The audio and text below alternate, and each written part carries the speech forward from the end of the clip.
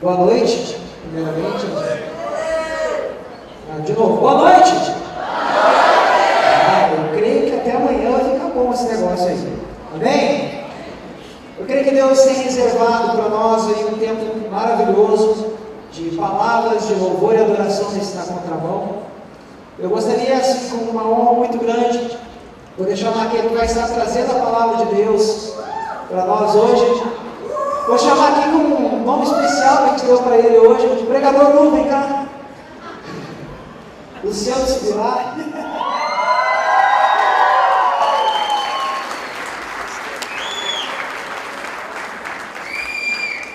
Que privilégio, dois sábados com o pregador Lu, vai ser uma bênção, hein?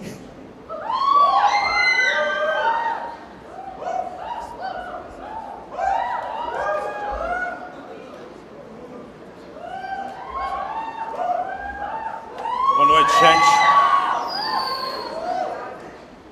É que eu sou meio tímido. Boa noite, gente. Boa noite. Bom estar com vocês. Privilégio poder servir vocês, né? Da palavra do Senhor. Eu gosto de chamar isso da mesa do Senhor. Eu creio que é o começo do fim de semana que vai ser muito especial e onde vocês vão provar muito o derramar de Deus. Quem está crendo nisso? Então eu queria que você fizesse uma cara bem profética de crente para a pessoa que está do seu lado. Falasse para ele: papai vai te pegar de jeito hoje. Se você achar que tem liberdade para isso, fala para ele vai acabar com a sua raça. Não. Alguns empolgaram muito. Glória a Jesus. Eu quero compartilhar algo com vocês. E se você puder abrir a sua Bíblia comigo no livro de Eclesiastes, no capítulo 10 e no versículo 1.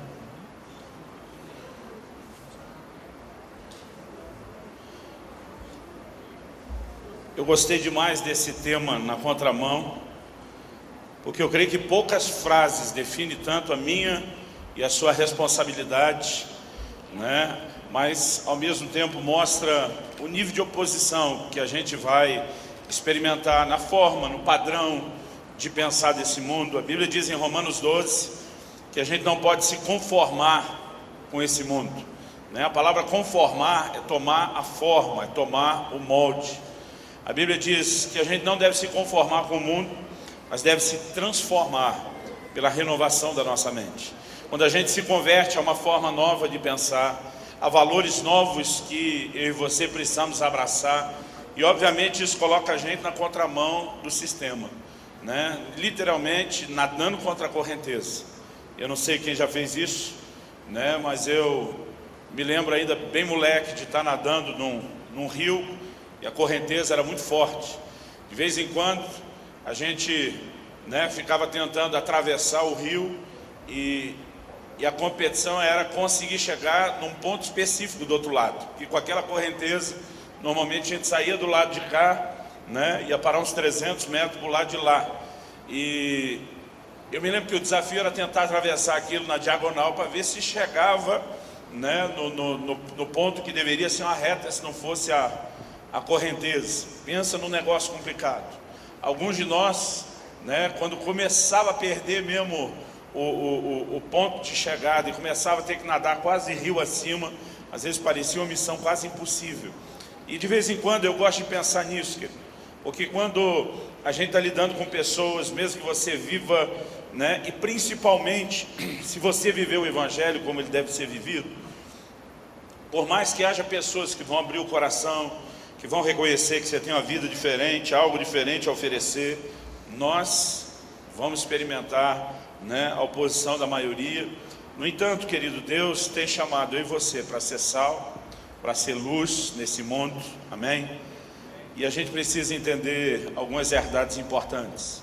Eu quero, dentro dessa perspectiva, compartilhar com você algo que tem me ajudado há muito tempo, já há muitos anos, e eu espero que de alguma forma isso caia no seu coração, encontre lugar na sua vida e te abençoe e te ajude.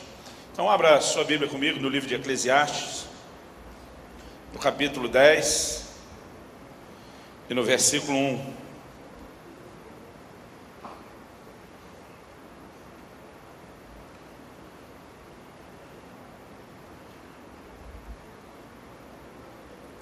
Eclesiastes capítulo 10, versículo 1. Diz assim: qual a mosca morta faz unguento do perfumador exalar mau cheiro, assim é para a sabedoria e a honra um pouco de estultícia. Vou ler na NVI, a Nova Versão Internacional. Assim como a mosca morta produz mau cheiro e estraga o perfume, também um pouco de insensatez pesa mais do que a sabedoria e a honra. Eu gosto muitas vezes de compartilhar um pouco do histórico de como Deus falou algumas coisas comigo, como Ele me levou a entender algumas verdades, porque eu acho que isso traz um pouquinho de sentido. Eu estava, acredito que há uns 20 anos atrás, no início do meu ministério pastoral, embora já estivesse pregando a palavra de Deus por vários anos, mas como pastor há pouco tempo. Eu era parte, obviamente, de uma equipe, não era o líder principal da equipe, mas tinha sido escalado para pregar no domingo, no culto de domingo daquela semana. Já na segunda-feira, eu querendo me antecipar, procurei preparar uma mensagem que eu entendi que era importante para a igreja, que tinha a ver com o momento deles, do que Deus estava falando, fazendo. E no final de semana eu lembro que eu fui viajar, fui pregar no interior do Paraná mesmo, mas era algumas horas de carro. E eu me lembro que a gente ia ministrar o fim de semana, era um ritmo muito puxado, corrido. Eu me lembro que no sábado à noite, depois do culto, eu tive uma reunião com a liderança da igreja. Depois, eu e minha esposa tivemos um momento que hoje a gente chama do MDA, na época eu não sabia como rotular direito. E tivemos um momento de acompanhamento com os pastores. E eu lembro quando a gente foi dormir, já era tipo umas 3:30 da manhã. E quando eu fui dormir, eu me lembro que estava ali orando, deitado na cama, e eu comecei a dizer para Deus, falei: Deus, estou com uma impressão no meu espírito, que a mensagem que eu deixei preparado, não é a mensagem que o Senhor quer que eu pregue no culto de amanhã. E eu falei para Deus, isso está me deixando um pouco inquieto e preocupado, porque eu falei, indo dormir essa hora, eu não vou conseguir levantar cedo amanhã, ainda mais o tanto que a gente cansou. Falei para Deus, mesmo que a gente não levante tão tarde, esse povo não vai deixar a gente sair sem almoçar. Eu falei, mais as horas de viagem, eu vou chegar lá praticamente em cima do laço, em cima da hora do culto. Eu falei para Deus, eu não tenho nem tempo de preparar alguma coisa.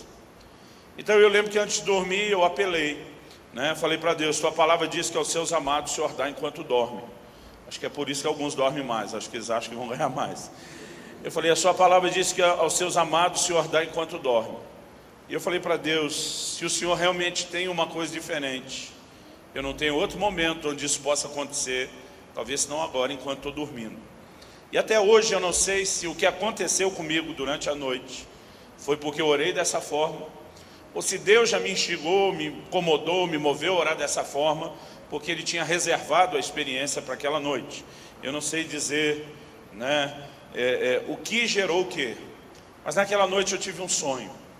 Eu raramente me lembro de algum sonho, mas quando acordei pela manhã, aquele sonho era nítido, era claro, era muito forte.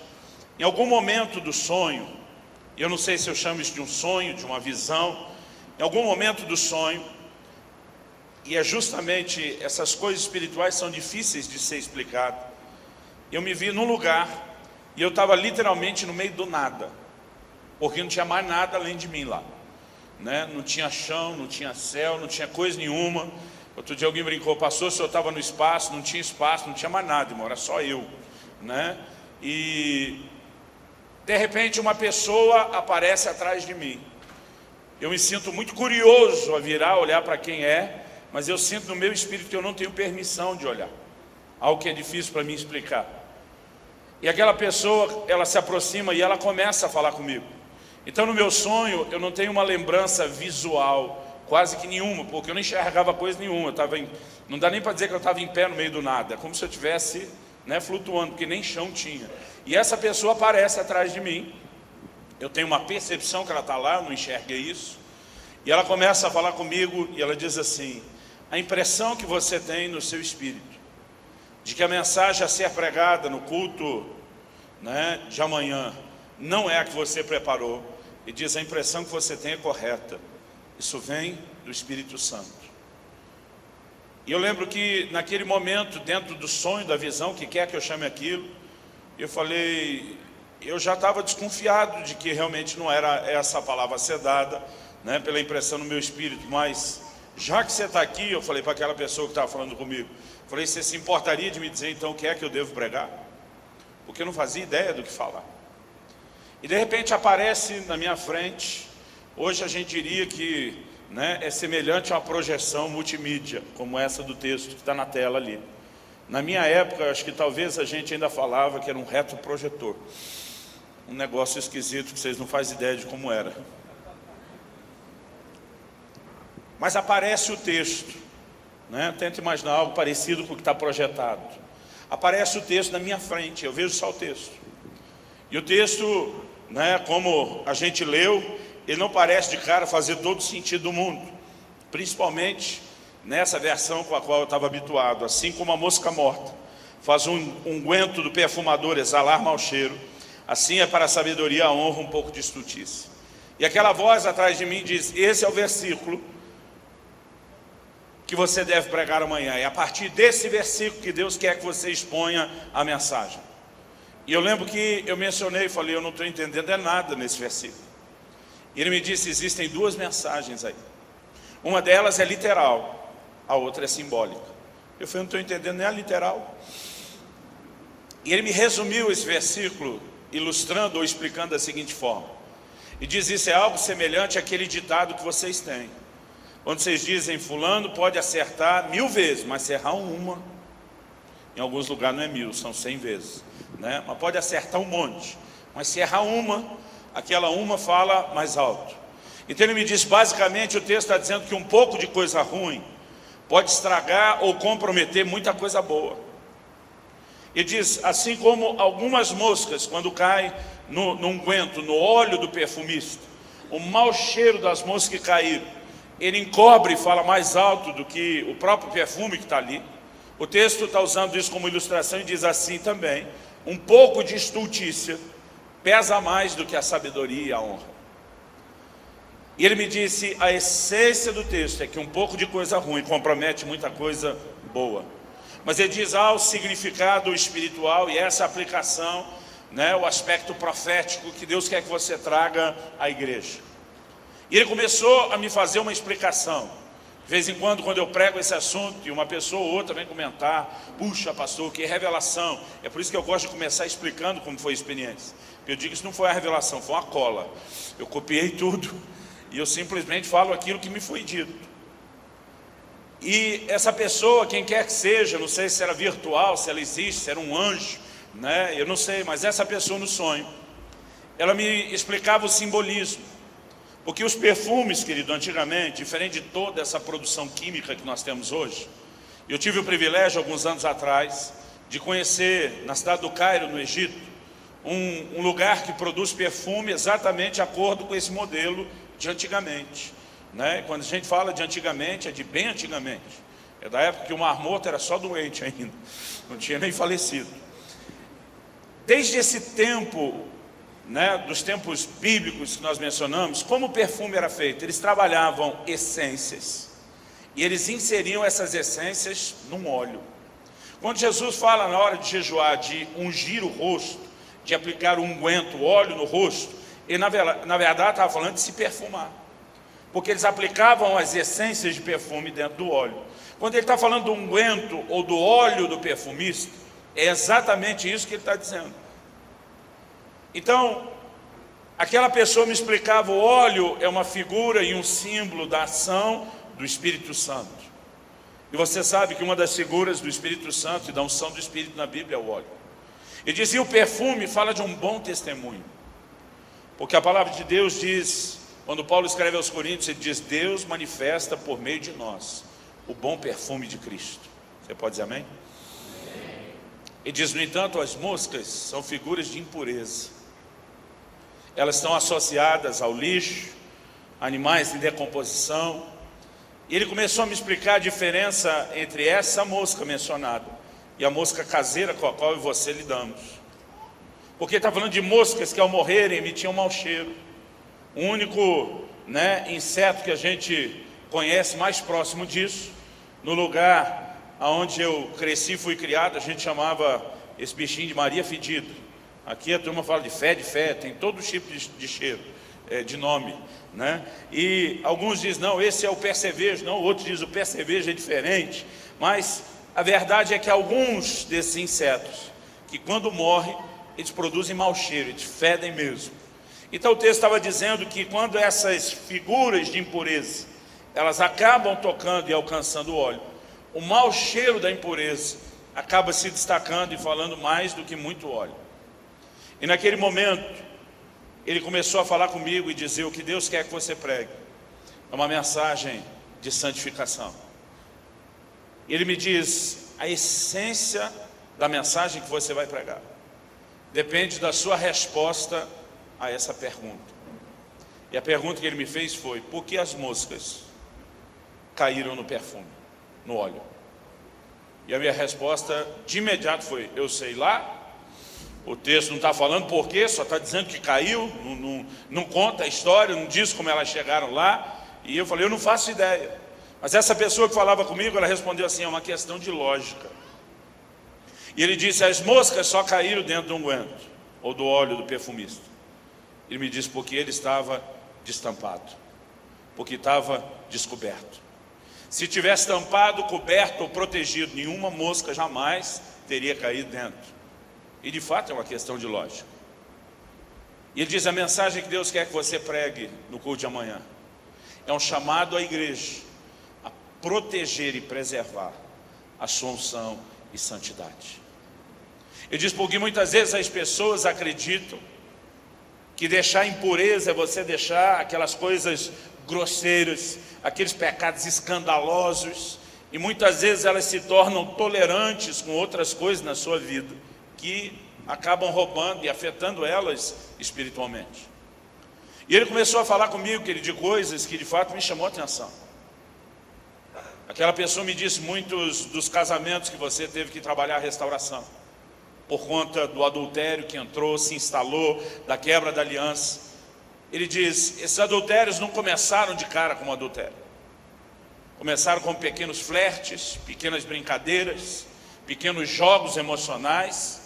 E de alguma forma, o que a pessoa achava que aquilo não era perigoso o suficiente, ela ia se expondo cada vez mais. Ela ia se expondo cada vez mais. Até que por fim, descoberto e desprotegido, o óleo acaba sendo contaminado, o perfume, o bom testemunho acaba sendo comprometido.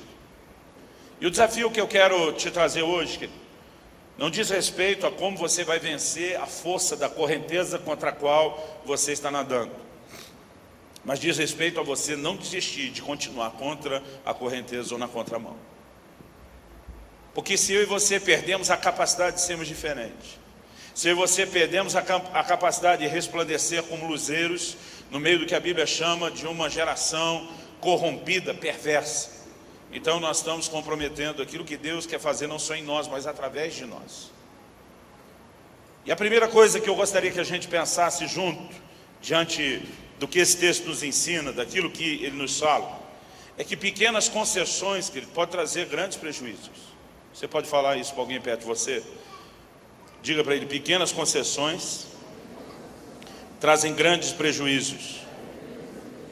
A verdade é que às vezes a gente tenta ficar fazendo uma classificação do que é pecadão e do que é pecadinho, do que é muito perigoso e do que talvez nem tanto. Agora deixa eu te fazer uma pergunta. Eu li isso no livro de um pastor argentino que vive na América, chamado Sérgio Scataglini.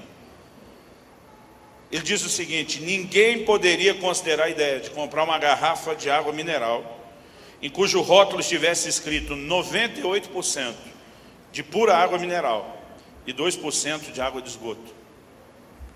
Ele diz: contudo, muitos cristãos permitiram que o esgoto espiritual se infiltrasse na sua vida. A pergunta é: você compraria, não só compraria, você beberia uma garrafa d'água que tivesse essa menção no rótulo? De repente você pega lá e vê 98% de água mineral pura e 2% de água de esgoto. Você beberia isso? Mas só 2%. Mas nenhum de nós beberia. Agora a pergunta é: por que você acha que Deus vai engolir só 98% de santidade da sua parte. Alô? Vocês estão aí ainda? Muitas vezes a gente tem deixado que algumas coisas entrem.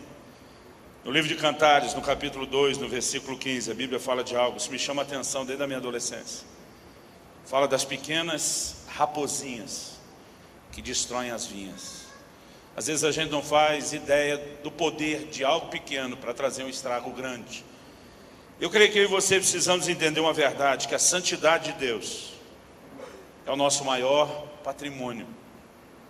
Depois que você veio a Jesus e se converteu, você precisa agora ter uma atitude de guerra, de lutar contra o pecado e de viver, na contramão de todo um sistema de valores que não tem nada a ver comigo, contigo. Porque agora nós nascemos de novo. Outro dia alguém falou para mim, vocês parecem são de outro mundo. Eu falei, é literalmente isso. Nós somos de outro lugar. Nós somos de um outro reino. Nós vivemos numa outra esfera. E quando eu e você, querido, entendemos, abre comigo em Hebreus capítulo 12, quando eu e você entendemos o que é ser inserido nesse novo lugar, a gente vai entender qual é a importância de proteger esse óleo. Porque muitas vezes a gente não trata isso como se fosse algo de valor. Qualquer pessoa, querido, que tenha consciência de ter algo de valor, ela vai de alguma forma lutar para proteger isso. Eu vi uma reportagem uma vez que dizia que as pessoas que saem do banco com muito dinheiro no bolso, embora normalmente quem está na rua não possa imaginar o que está no bolso de cada um, falava de como alguns ladrões conseguiam sacar logo, manjar logo quem era a pessoa que estava saindo com mais recursos. Porque há uma linguagem corporal que denuncia. A pessoa está andando, ela fica tocando a mão no bolso, uma atitude de consciência, está aqui ainda, ela quer tanto proteger aquilo, ela está tão preocupada de perder aquilo, que às vezes ela acaba até expondo aquilo. Porque a verdade, querido, é que quem está consciente de que tem algo de valor, alguma coisa para guardar e proteger, ele não consegue só simplesmente desligar. E se a gente tivesse a mesma consciência espiritual, eu creio que eu e você provavelmente também não desligaríamos. Lembro de uma vez que meu filho era bem pequeno e a gente foi visitar alguns irmãos. A gente estava numa dessas praias de Santa Catarina. Eu acredito que a gente estava perto ali de Itapema, mas a gente estava naquele lugar, naquelas casas cedidas por algum conhecido, num lugar que não era o mais privilegiado, mas para nós que quase não podíamos ir para a praia já estava ótimo. Mas aí eu fui visitar um outro irmão que também estava na praia, só que ele estava num lugar mais privilegiado. Quando cheguei lá, eu falei, gostei daqui. Ele falou, pastor, na verdade a gente tinha que visitar fulano. Falou de uns outros amigos nossos da igreja, todo mundo era do interior do Paraná. Falou, esses estão numa casa, de frente para a praia. Eu falei, vamos ver a turma. Liguei para eles. Chegamos lá, pensa num lugar, irmão, maravilhoso. O quintal da casa já era assim, a saída para a praia, para o mar. E eu lembro quando a gente juntou a turma, juntou também todos os filhos pequenos de todo mundo. Pensa naquela molecada correndo junto, gritando, pulando. E um dos irmãos tinha alugado a casa. E eles, apesar de serem gente de posse, eles se uniram algumas famílias para fazer aquilo junto. Eu fiquei tentando imaginar quanto que eles pagaram naquilo. Logo que nós chegamos, eu falei, cara, que casa legal. Ele falou, o único porém é quando a gente está com criança, tem que cuidar, porque esse negócio já vem todo mobiliado. Quebrar qualquer coisa que tem que pagar, já entendi o recado, E eu lembro que meu filho correndo com a molecada, com todo mundo junto ali, eu chamei ele, falei para ele, para de correr, para de pular, para de se agitar desse jeito, se você quebrar um negócio desse, papai está lascado.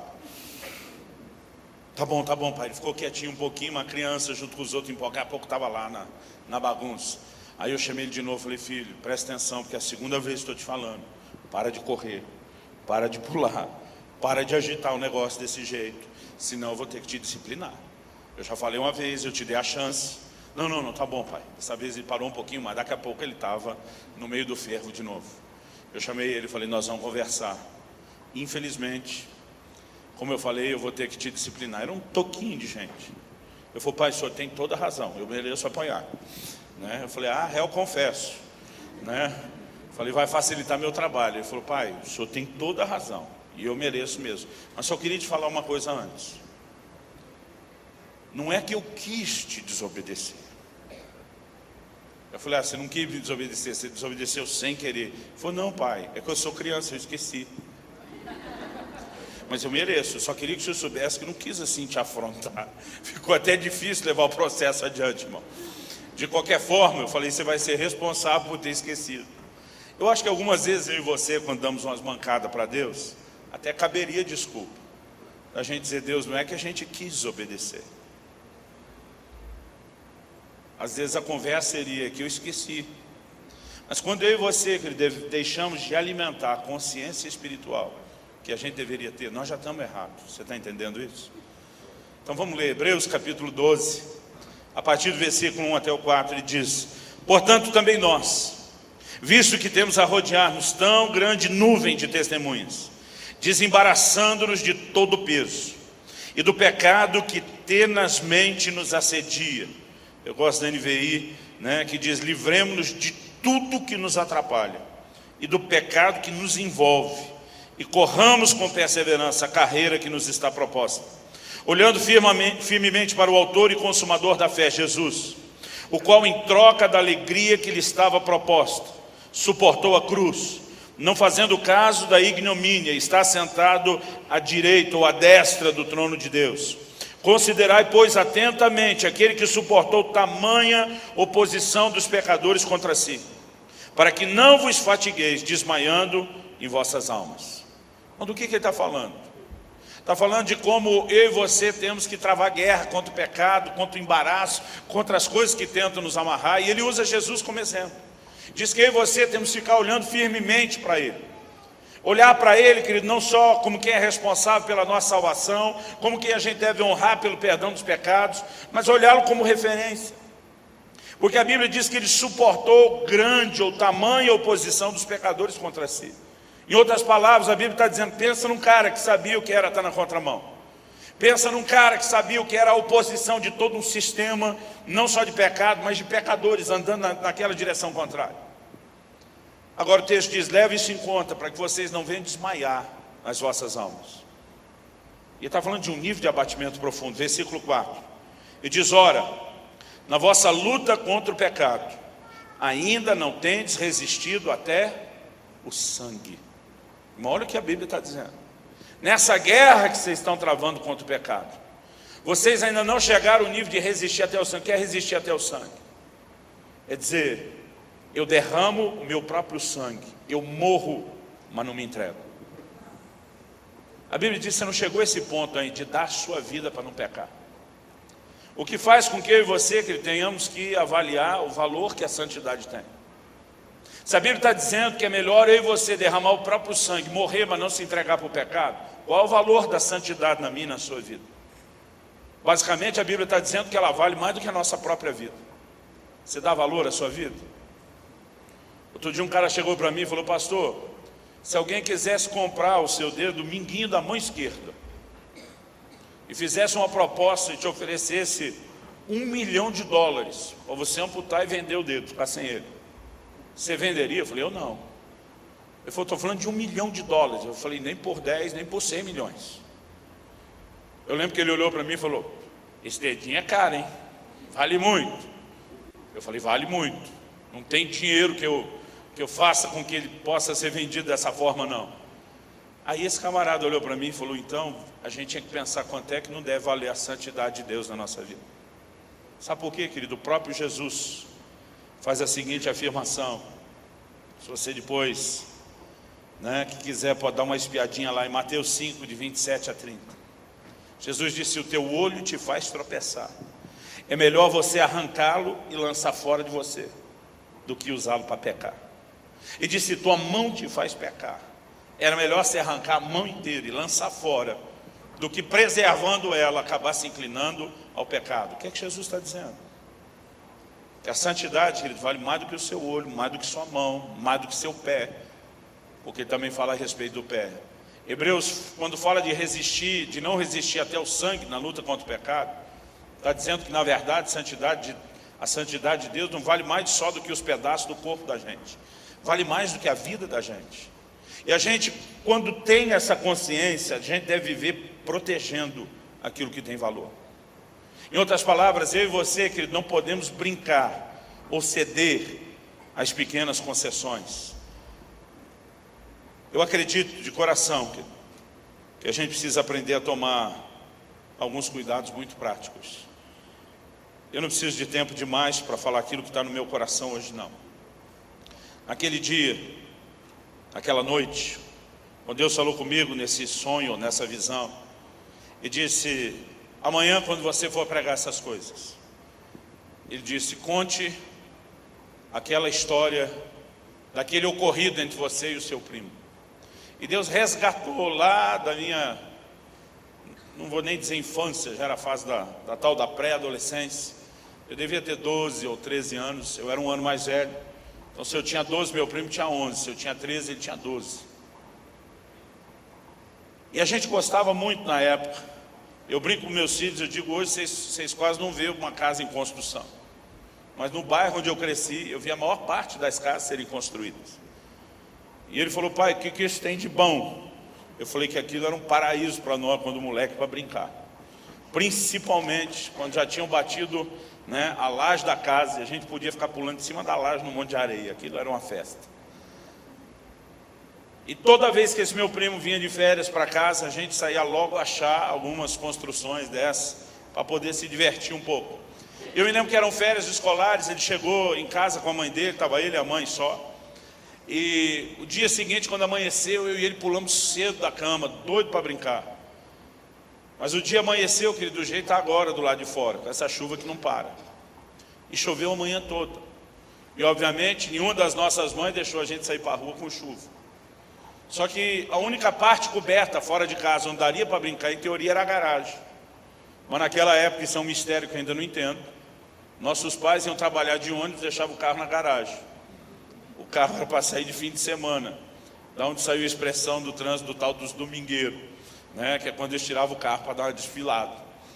Então o único lugar que a gente, em teoria, poderia estar brincando ali, debaixo de um certo abrigo da chuva, era a garagem que o carro estava dentro.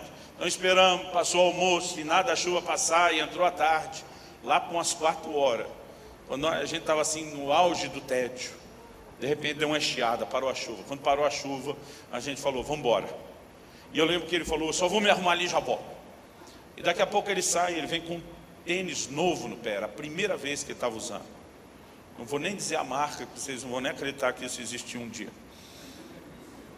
Mas se tiver alguém de pelo menos uns 40 que nem eu, lembra da época do Bamba. O Bamba era imitação, lembra do Bamba? Era a imitação barata do All Star. Né? E apesar de ser a imitação barata do All Star, né, para quem cresceu no lugar onde eu cresci, irmão, né, no meio dos meus amigos, quem tinha que chute, a gente já chamava de burguês na época. Os mais velhos vão entender isso. A maioria jogava, era de pé no chão. Né? Então, meu primo, quando sai com aquele Bamba cano alto, era um arraso. Ele sai com o tênis dele, mas zerado no pé. Era uma coisa ridícula, que o cadarço era tão grande que a gente amarrava na canela, não tinha onde colocar tanto cadarço. E aí, eu também ria das histórias do meu pai, dizia: isso é tão de antigamente. E hoje, quando eu conto, meus filhos olham e dizem: sério, pai? Que vocês pagavam esse mico? Eu dizia: na época não era mico, é mico agora. E aí ele sai com aquele tênis. Eu lembro quando minha tia viu ele com aquele tênis novo no pé, falou: onde é que você pensa que você vai com isso? Né? E ele falou assim: não, nós vamos brincar. Ela falou: esse tênis é para sair. É outra coisa que antigamente tinha. Né?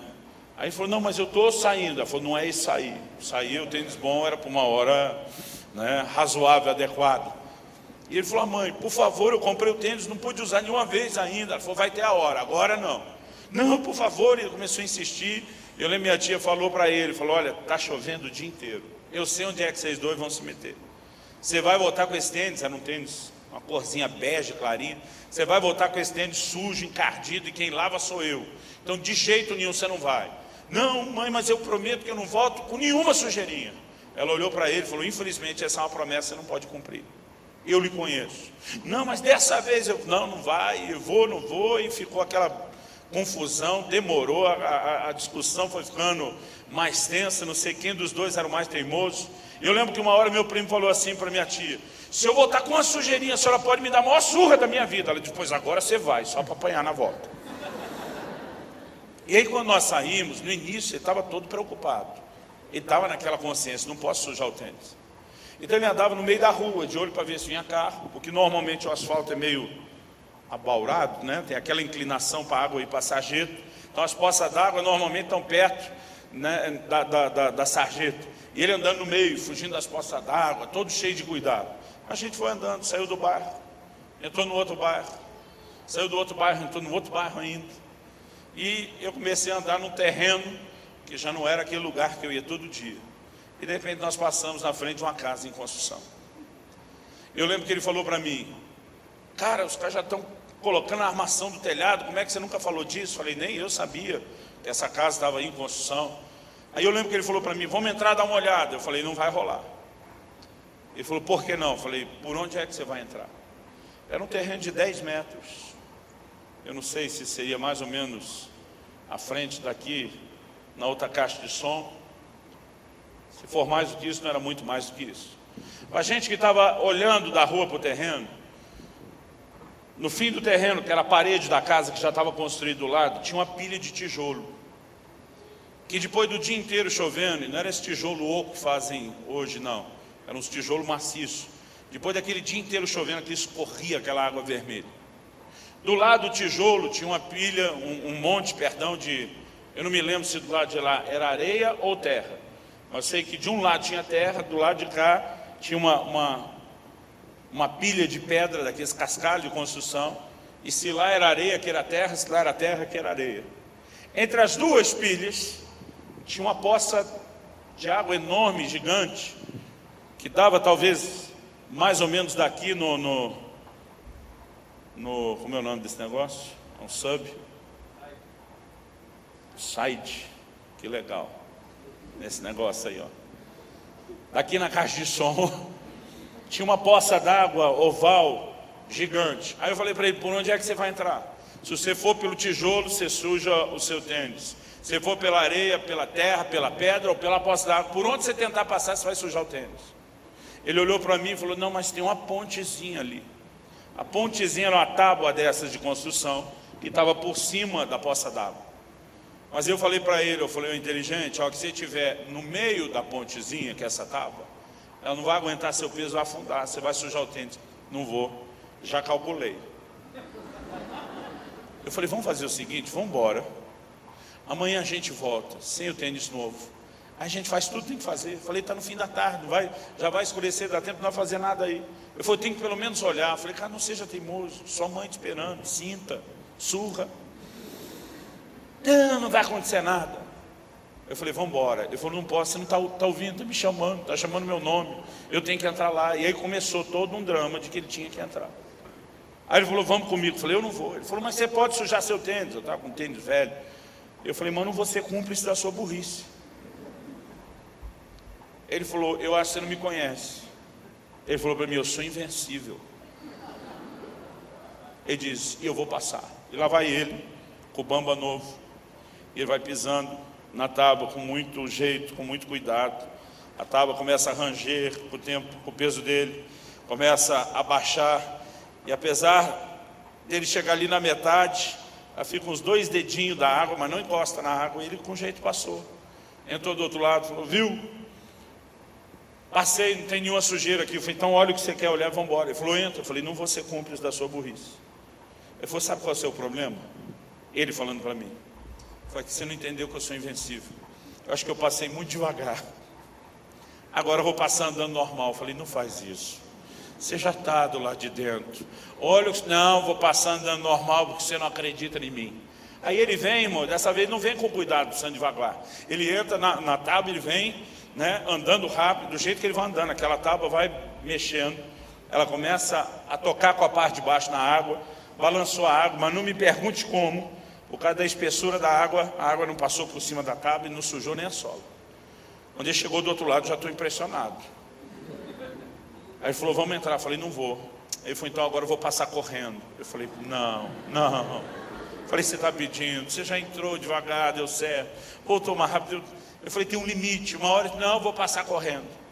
E ele passa correndo, querido, mas correndo mesmo, ele tem um pique, passou batendo o pé na tábua. Não me pergunte como, porque cada pisão que ele deu na tábua, irmão, aquela tábua batia na água, espirrava, e era uma água vermelha, né, suja mesmo, espirrava água para todo lado. Eu não sei te explicar como ele chega do outro lado, irmão, não tem uma sujeira no tênis. Eu já estava começando a achar que ele era invencível. Aí ele falou, vem, eu falei, não vou. Aí ele falou, agora eu vou passar pulando. Só faltou dizer, sua anta, não faço, vou passar pulando porque eu sou invencível. Eu já estava até achando que talvez ele conseguisse. E lá vem meu primo. E quando dá um pulo bem na metade, irmão, pensa na tábua que desceu com o peso dele para dentro da água. Mas sumiu os 2 tênis de cano alto lá para dentro. Eu só lembro quando a tábua volta e tinha 2 respiros do lado de dentro, jorrando aqueles 2 jatinhos d'água, água suja. E eu lembro que ele olha para aquilo, olha para mim, e aí com a cara de pau, como se tivesse surpresa, de sujou. Aí ele olha para mim e falou, quer saber, já que sujou mesmo? Da onde ele está em cima da tábua, ele pega e pula com tudo na poça d'água. Eu não sei se ele queria espirrar água em mim, né, que bagunça ele queria fazer, mas a hora que ele pula, meu primo desapareceu. Sumiu, irmão. Eu levei um dos maiores sustos da minha vida. Eu fico pensando o que é que vai ser o arrebatamento da igreja quando Jesus voltar. Você está com alguém, ele sumiu. E era só uma poça d'água, pelo menos a gente achava que era. Eu não sei quanto tempo levou, meu primo, né, era o mais envolvido com natação da família inteira.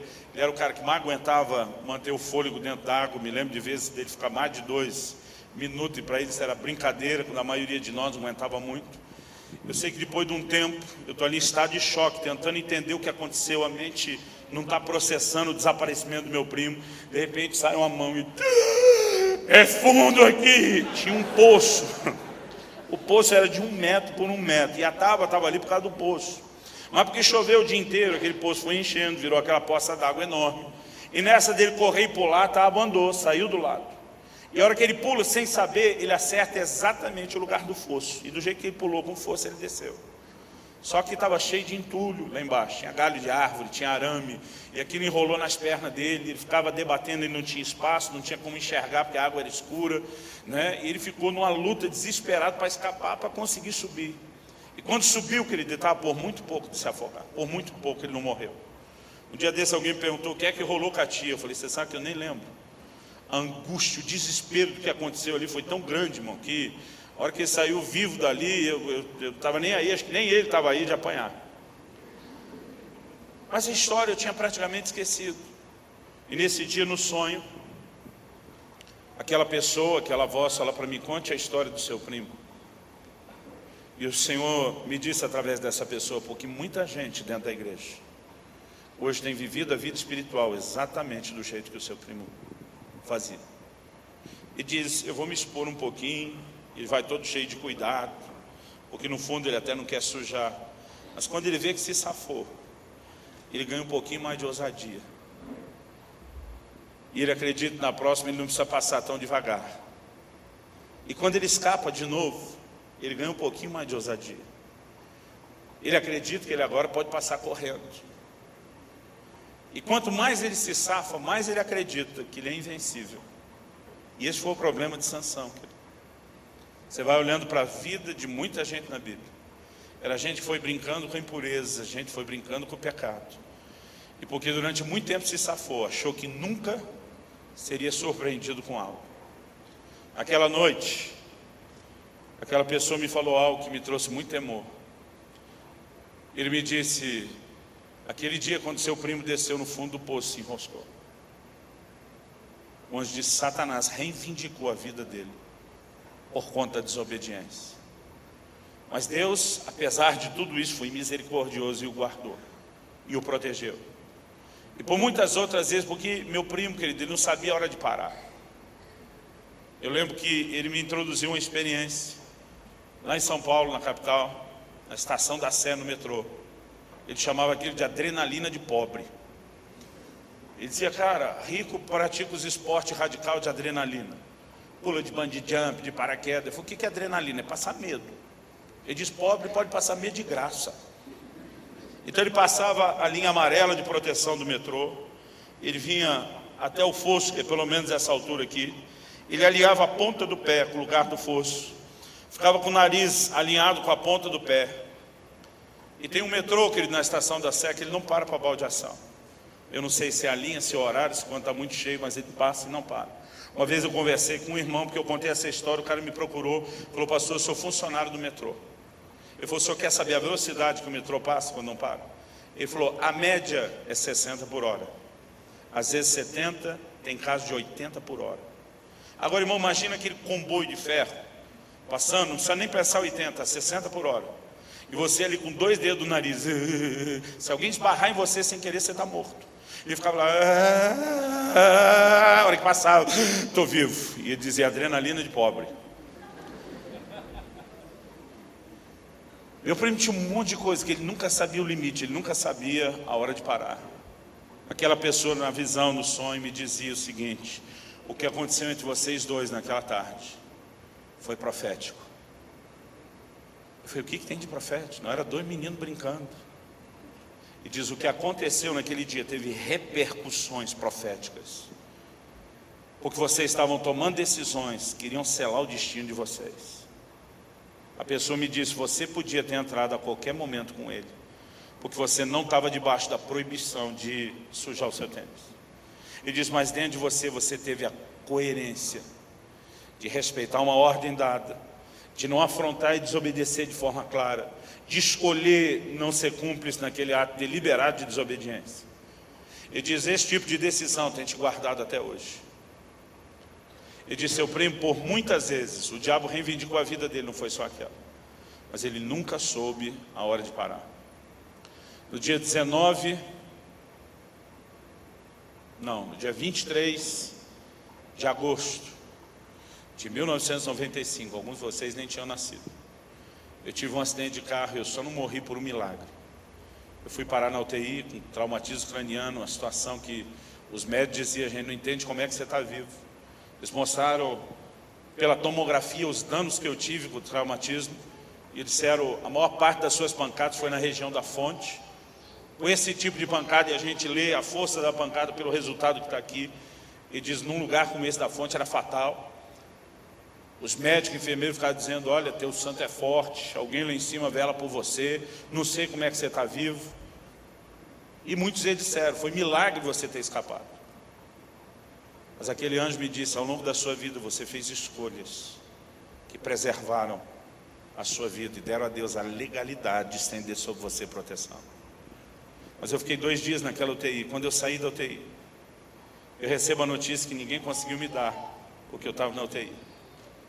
Enquanto eu estava sobrevivendo de forma milagrosa ao meu acidente, meu primo, eu tinha 19 anos de idade quando isso aconteceu. Meu primo, com 18 anos, porque ele era um ano mais novo, naqueles 2 dias, ele tinha morrido e tinha sido já enterrado. Um traficante botou uma arma na cabeça dele, fez ele engolir 3 papelotes de cocaína. E antes que ele conseguisse chegar no hospital para fazer a lavagem, porque ele já correu desesperado, os papelotes estouraram, ele teve uma overdose. Ele conhecia a palavra de Deus, embora não vivesse nela há muito tempo. Eu não sei dizer se ele teve tempo ou lucidez para se arrepender na última hora. Eu não sei se eu vou encontrá-lo um dia na eternidade. Eu espero que ele tenha se arrependido, lembrando de tudo que ele foi ensinado. Mas naquele dia, aquela pessoa me disse, as escolhas dele, a disposição de brincar com a tábua, foi o estilo de vida dele. E foi que deu a legalidade ao inimigo de roubar a vida dele ainda muito cedo. Irmão, algumas coisas que eu e você precisamos entender. Eu não venho aqui apontar o dedo para ninguém. Às vezes já é difícil lutar contra o pecado e parece que os outros, em vez de ajudar, descem o porrete na cabeça da gente. Mas eu quero te encorajar, querido, a buscar a graça e o socorro em Deus, mas dizer, eu vou proteger a unção e a santidade de Deus na minha vida. Eu não vou permitir que as moscas, que as pequenas impurezas fiquem entrando. Eu não vou negociar, né, com aquilo que pode trazer impureza para a minha vida, porque um pouco de impureza Ele tem o poder de comprometer muita coisa boa na minha e na sua vida, inclusive a unção de Deus. Quem está entendendo, diga amém. Eu queria que você ficasse em pé para parecer que está acabando.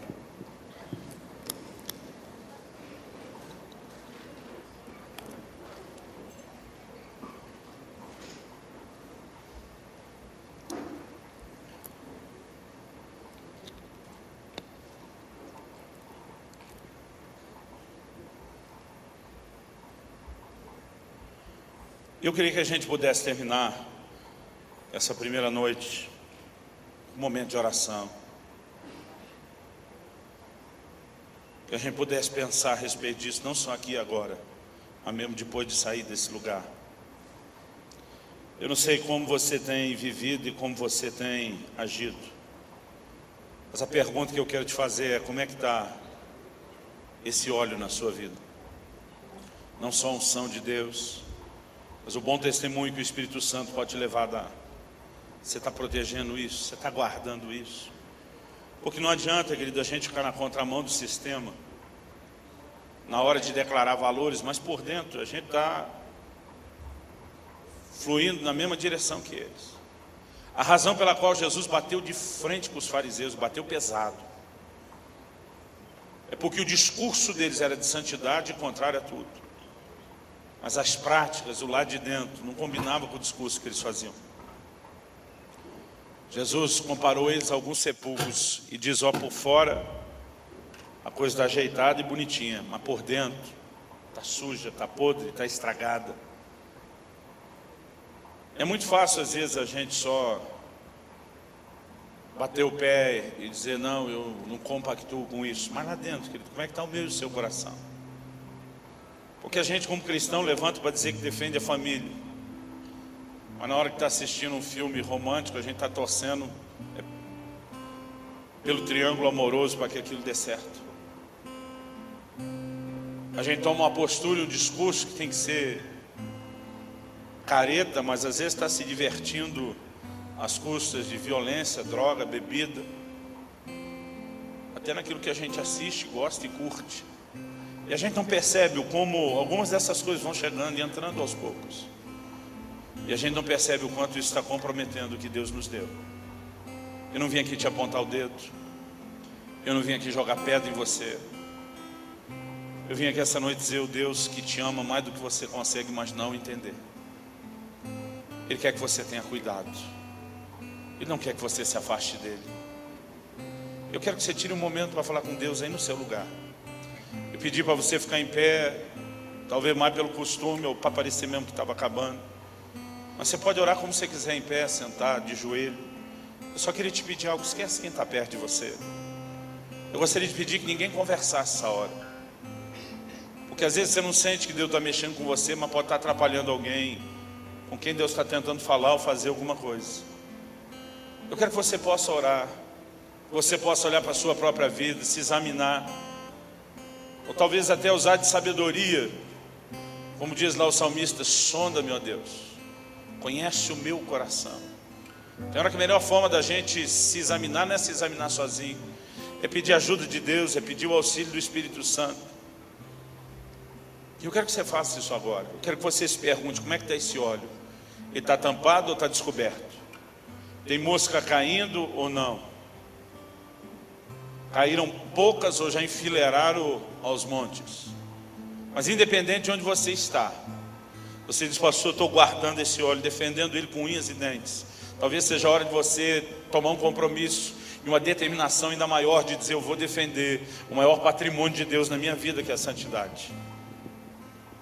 Talvez você diga: pastor, eu dei minhas bobeiras, eu andei deixando esse negócio de estampado. Hoje é um dia onde você pode não apenas se arrepender, mas se colocar debaixo do sangue de Jesus, receber perdão, justificação, santificação de novo para a sua vida. Talvez seja a hora de você diga: Deus, eu quero firmar um compromisso com você. Eu não quero expor, eu não quero estragar, eu não quero comprometer o que você fez. Talvez você é alguém que está brincando com algumas coisas. Talvez você está naquele jogo de flertar com o mundo e com o pecado. E porque por enquanto você não viu nenhuma consequência séria ou drástica, você vai se atrevendo a abusar um pouquinho mais, sem saber que daqui a pouco tem um poço esperando para te engolir. Deus, nós pedimos tua ajuda hoje. Eu tentei da melhor forma possível ajudar meus irmãos e irmãs nesse lugar hoje, a entender, a receber a tua palavra, a corresponder contigo e com aquilo que o Senhor está falando. Espírito Santo, só você pode tornar viva essa palavra dentro de cada um de nós. Só você pode fazer com que ela seja mais do que um discurso ou uma palestra. E é por isso que nós oramos nessa hora. Clamamos tua graça, clamamos teu favor, Senhor, clamamos teu toque nessa hora. Em nome de Jesus. Que essa noite possa ser, ó Deus, um tempo de restauração.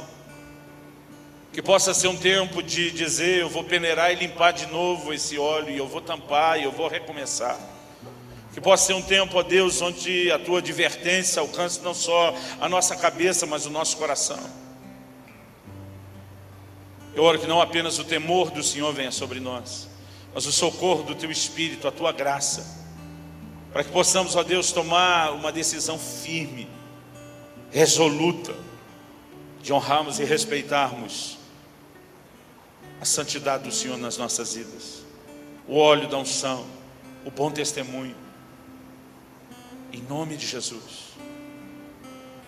Em nome de Jesus. Eu não quero expor nenhum de vocês, mas o que quer que seja que Deus está falando ao seu coração, talvez mostrando que você destampou mesmo o óleo e deixou a mosca cair, ou talvez fortalecendo no seu coração a convicção de que você não pode estampar. Seja você que quer tomar uma posição diante de Deus, de dizer, eu quero ser mais firme ainda, eu quero ser mais radical ainda, a respeito de andar em pureza e santidade diante do Senhor. Seja você que em algum momento comprometeu isso e quer restaurar. Eu não vou nem fazer distinção de uma coisa ou outra. Se você quer assumir um compromisso com o Senhor hoje, de dizer, Deus, eu vou respeitar esse maior patrimônio que o Senhor me deu, que é a santidade. Eu quero que você saia do seu lugar bem rápido e venha aqui à frente. Nós vamos terminar orando juntos. E nós vamos terminar fazendo declarações diante do Senhor, de que a gente não vai botar a perder aquilo que Ele nos tem dado, aquilo que Ele nos tem confiado.